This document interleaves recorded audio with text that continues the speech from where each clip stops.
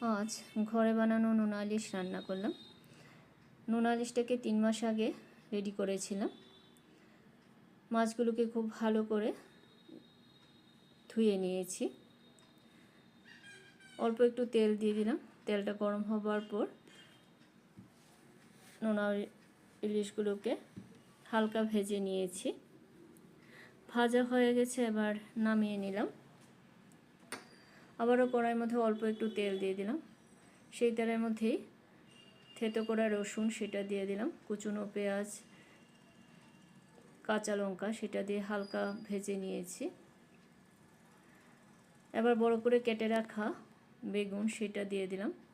পরিমাণ মতো হলুদ, কাশ্মীরি লঙ্কার গুঁড়ো, অল্প একটু নুন দিয়ে আবারও মশলাটাকে খুব ভালো করে ভেজে নিয়েছি। একটু ঢেকে দিলাম বেগুনটা সেদ্ধ হবার জন্য। বেগুন সেদ্ধ হয়ে গেছে, মশলাও খুব ভালো করে ভাজা হয়ে গেছে। এবার ভেজে রাখা মাছের টুকরোগুলো দিয়ে দিলাম, দিয়ে আবারও একটু নেড়ে চেড়ে নিলাম। এবার পরিমাণ মতো গরম জল দিয়ে দিলাম, একটু নেড়ে চেড়ে নিলাম। এবার নামিয়ে নেবার পালা। হয়ে গেছে,